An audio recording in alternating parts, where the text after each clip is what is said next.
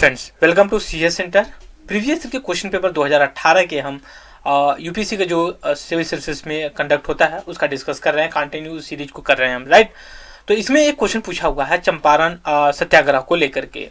चंपारण सत्याग्रह को हम आगे बढ़ाएं तो थोड़ा सा हम बैकग्राउंड लेने की कोशिश करें। आप सभी को पता है कि हम इंडियन मॉडर्न जो इंडिया पढ़ते हैं, इंडियन हिस्ट्री पढ़ते हैं, वो हम इसको कहते हैं 1857 से लेकर के 1947 तक मॉडर्न इंडिया के नाम से जानते हैं। और इसको दो पार्ट में हम डिवाइड करते हैं। इंडियन नेशनल मूवमेंट एक डिसाइड करते हैं, एक मॉडर्न इंडिया बोलते हैं इधर के लिए। तो इंडियन नेशनल मूवमेंट को हम ऑलमोस्ट 1857 से लेकर के 47 तक डिवाइड करते हैं।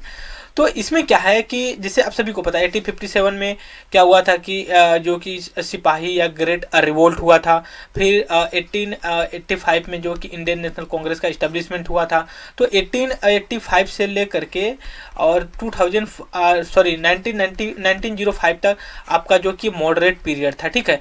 लेकिन इनके काम और इनकी जो कि वर्किंग फंक्शन से जो है कि एक ग्रुप था जो कि वो अनसेटिस्फाइड था। उनको जो है कि हम एक्सट्रीमिस्ट बोलते हैं, ठीक है। उसमें स्पेशली लाल बाल पाल के नाम से जानते हैं। यो 1905 में अब इंडियन नेशनल मूवमेंट पे जो कि वर्चस्व या फिर इन्फ्लुएंस जो है कि एक्सट्रीमिस्ट का हो गया। और ये तब हुआ जब बंगाल का डिवीजन ऑफ द बंगाल हुआ 1905 में बंगाल का डिवीजन हुआ, ठीक।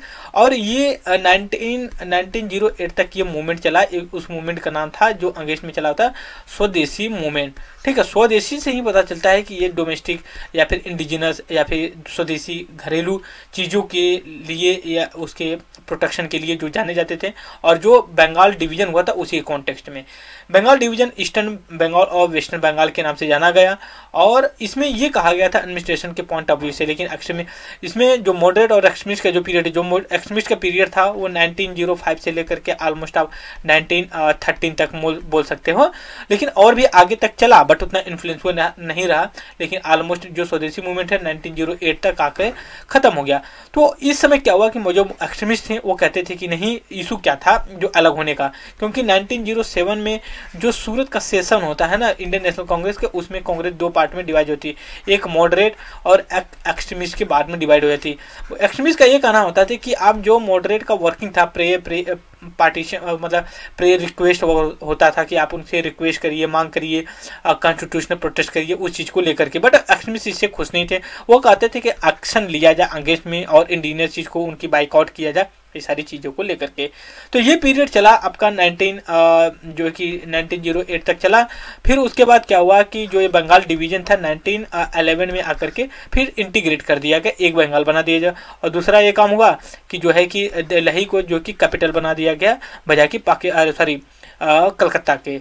उसके बाद 1914 में जो कि वर्ल्ड वार फर्स्ट स्टार्ट हो जाता है।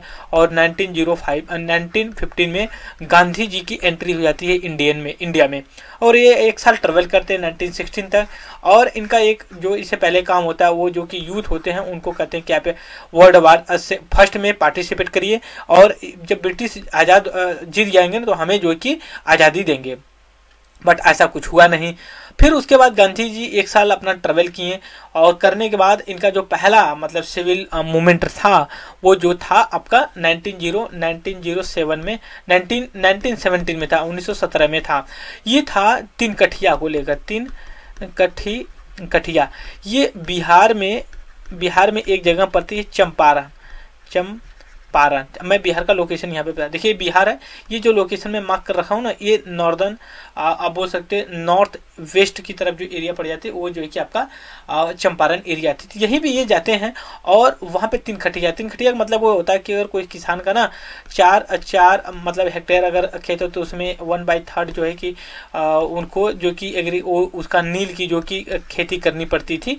तो हुआ क्या कि उससे उनको किसानों को दिक्कत होती थी। तो उसको अगेंस्ट में लेकर के इन्होंने प्रोटेस्ट चलाया। तो वो मतलब प्रोटेस्ट बहुत ही सक्सेसफुल है। इनका कंटिन्यू 1917 और 1918 में 18 में दो, एक था अहमदाबाद और एक था खेड़ा, ठीक है। ठीक है। फिर उसके बाद जो था एक था चंपारण 1917 में, अहमदाबाद और खेड़ा जो मूवमेंट था, ये काफ़ी सक्सेसफुल रहे और इसको जो है कि पॉपुलैरिटी मिली काफ़ी। स्पेशली जब हम चंपारण सत्याग्रह की बात करते हैं, यहाँ पे एक सेकंड हम थोड़ा सा इरेज कर लेते तो क्वेश्चन की और क्लियरिटी हो जाएगी। एक सेकेंड वेट राइट। अब यहाँ पे क्या हुआ कि जब देखिए पहली बात तो चंपारण का हम एज हम जान लिए कि नहीं कब हुआ था, ठीक है, 1917 में हुआ था चंपारण सत्याग्रह, ठीक है। कब हुआ था? 1917 में हुआ था। जब ये मूवमेंट तिनकठिया को लेकर के हुआ और सक्सेसफुल रहा, तो इसका जो आउटकम आया, देखिए ये सिग्निफिकेंट, यहाँ क्वेश्चन का जो नेचर वो अलग है। इसमें जब which one of following is a very significance aspect of the Champaran Satyagraha, क्या सबसे बड़ा रहा? अब हुआ कि जब इस किसान मूवमेंट जब सक्सेस रहा, तो अब क्या हुआ कि जो फार्मर्स हुआ करते थे या फिर जो पीजेंट या फार्मर, तो ये क्या हुए कि अब इंडियन नेशनल मूवमेंट में पार्टिसिपेट करने लगे, ठीक है।